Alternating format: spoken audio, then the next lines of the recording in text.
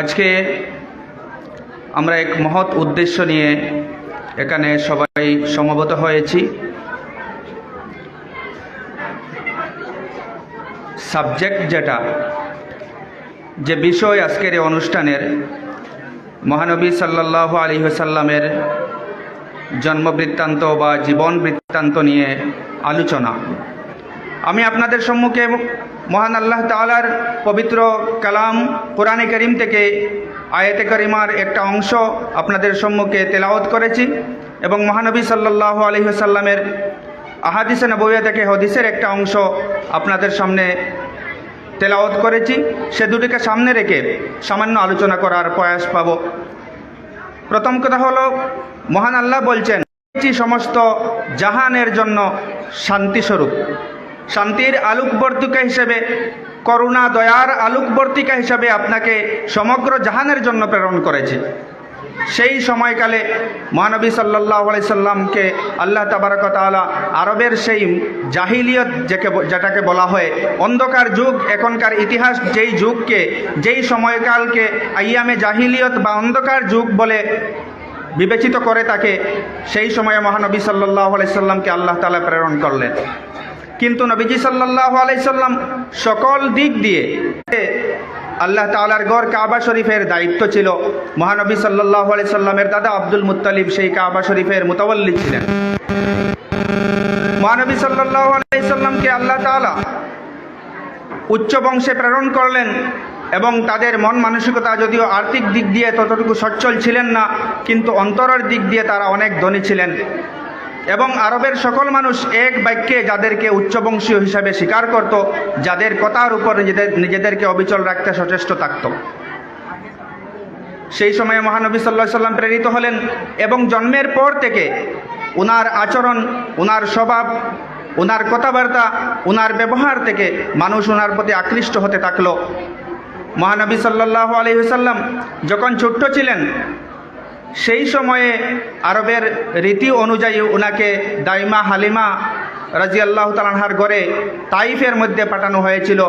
হালিমা ওনাকে দায়ী হিসাবে দুগ্ধ পান করিয়ে ওনাকে সেখানে প্রতিপালন করেছিলেন। কিন্তু সেই শিশু অবস্থায় ওনার দাইমা হালিমার আরও একজন ছেলে সন্তান ওনার সাথে ছিল। তিনি দাইমা হালিমার দুগ্ধ একটি পান করতেন, অপরটি সেই শিশু মুহাম্মদ সাল্লাল্লাহু আলাইহি সাল্লাম পান করতেন না। তিনি ওনার দুধবাই হালিমার পুত্রের জন্য তা ছেড়ে দিতেন। কথাটা বুঝতে পারছো? সেই দুগ্ধপুষ্য শিশু।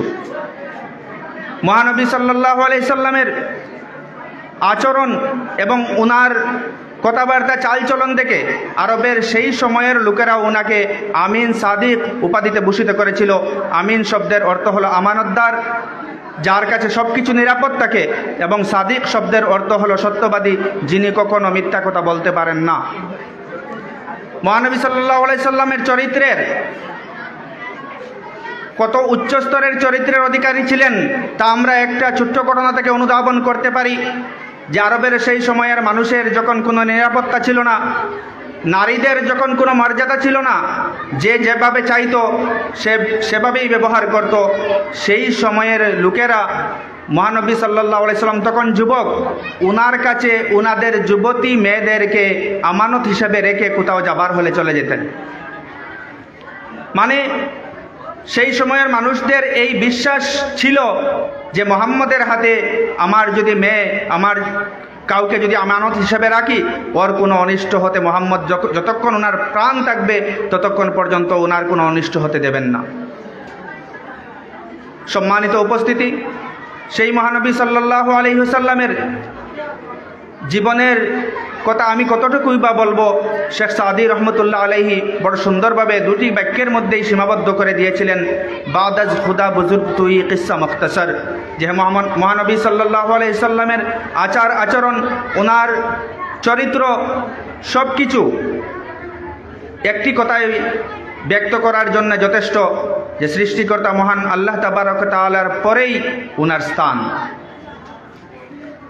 তো সেই মুহাম্মদ সাল্লাল্লাহু আলাইহি সাল্লাম বলেছেন যে আমাকে আল্লাহ তাবারক ওয়া তাআলা উত্তম চরিত্রের পূর্ণাঙ্গ রূপ দেওয়ার জন্য আল্লাহ তাবারক ওয়া তাআলা এই পৃথিবীর জমিনে আমাকে পাঠিয়েছেন। বুইস্তু লিউতাম্মিমা মুকারিমাল আখলাক, আমাকে উত্তম চরিত্রের পূর্ণাঙ্গ রূপ দান করার জন্য মহান আল্লাহ এই পৃথিবীর মধ্যে আমাকে পাঠিয়েছেন এবং সেই কার্য সম্পাদন করতে উনি শতভাগ সফল হয়েছেন।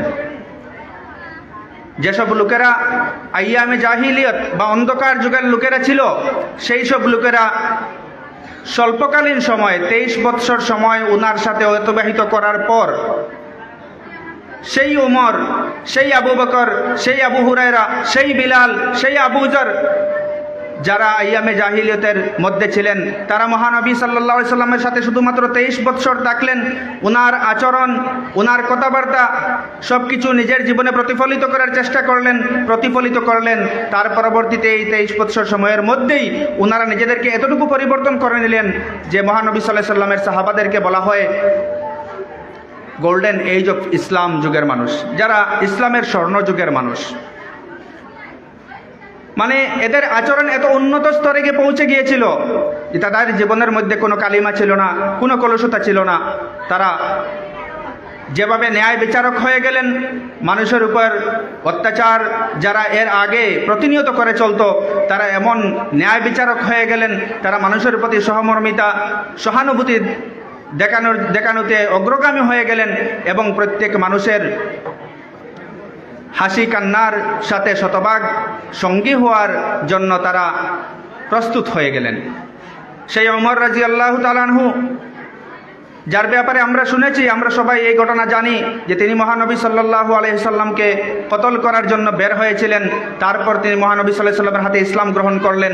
তিনি সেই পর্যায়ে গিয়ে পৌঁছেছিলেন যে যখন তিনি আমিরুল মুমিনিন, ইসলামী রাষ্ট্রের সম্রাট, সেই সময়ও তিনি রাত্রের বেলা ঘুমাতে যেতেন না। তিনি গড় ছদ্মবেশে ঘুরে বেড়াতেন যে ওনার রাজত্বের মধ্যে যেসব প্রজারা রয়েছে কেউ কোনো কষ্টের মধ্যে আছে কিনা, কেউ কোনো অসুবিধার মধ্যে আছে কিনা। উনি রাজা হিসাবে উনি ভেবে নিয়েছিলেন যে আমার দায়িত্ব, আমার উপর কর্তব্য হচ্ছে আমার রাষ্ট্রের মধ্যে যেসব প্রজারা রয়েছে সবার অধিকার আমার উপর রয়েছে। কেউ কোনো অসুবিধার মধ্যে যদি থাকে, আমি যদি না জানি এবং সে সেই অসুবিধার মধ্যে নিমজ্জিত থাকে, তাহলে বিধাতার কাছে, মহান আল্লাহ তাবারক ওয়া তাআলার কাছে এর জন্য দায়ী আমি থাকব। তো এজন্য সম্মানিত উপস্থিতি, আমরা আজও মহানবী সাল্লাল্লাহু আলাইহি সাল্লাম যদিও এই পৃথিবীর জমিনে নেই, কিন্তু ওনার আদর্শ, ওনার নীতিকথা, ওনার সব কিছু শুধুমাত্র মুখের কথাই নয়, কাগজের মধ্যে লিপিবদ্ধ রয়েছে। তার মধ্যে কেউ ব্যতিক্রম ঘটাতে পারবে না। আমরা যদি সেই আদর্শকে আজও অবলম্বন করি, সেই আদর্শের গুণে নিজেদেরকে যদি গুণান্বিত করতে পারি, তাহলে নিশ্চয় আমরাও সেই যুগের মতো, সেই মানুষগুলোর মতো আমাদের জীবনকেও আমরা ধন্য করতে পারবো।